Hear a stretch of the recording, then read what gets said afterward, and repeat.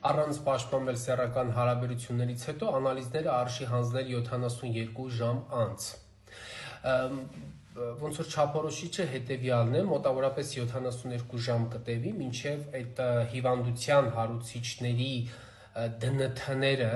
այդ վիրուսի միկրոբի ԴՆԹ-ն կհայտնվի մեր օրգանիզմում, մենք կհայտնաբերենք։ Տեսականորեն, եթե մտածենք դուք գիշեր ունեցել եք հարաբերություն, առավոտ վազելով եկել եք հիվանդություն, ուզում եք անալիզ հանձնեք, հավանականություն կա, որ դուք եթե նույնիսկ ձեռք բերած լինեք ինֆեկցիա, կարող է մենք անալիզով չկարողանանք հայտնաբերել։ Ըստ իս էլի կհայտնաբերենք, հարցը դա չի, բայց այդ շտապողականությունը այդ հարցերում պետք չի, այսինքն դուք հավանական վարակվելուց հետո մի օր հետո թե 3 օր հետո եկել անալիզ տալ, ձեր կյանքում առանձնատուկ ոչինչ չի, մի շաբաթ հետո էլ որ գաք տակ, բան չի կարող փոխվի։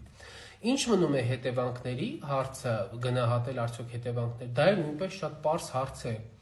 Շատ պարզ հարց է, ինչ ենք մենք անում, եթե մարդը ունի բորբոքային պրոցես կամ գանգատները բորբոքային պրոցեսն են վերում, գալիս է կլինիկա,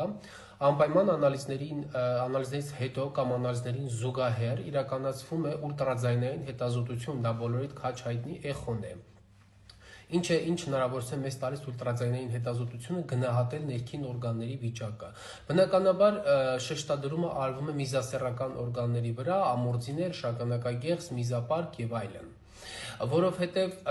թիրախ օրգանները սեռական ճանապարհով փոխանցվող հիվանդությունների դեպքում թիրախ օրգանները դրանք են համարվում։ Զուգահեռաբար իհարկե նայում ենք բոլոր օրգան համակարգերը, երիկամները, փայծաղը, լյարդը, ենթաստաղմոքսային գեղձը, բոլոր հասանելի օրգանները, որոնք ընդհանրապես կարող են երևալ ուլտրաձայնային հետազոտում, մենք դրանք նայում ենք, բայց շեշտադրում անում ենք թիրախ օրգանների վրա։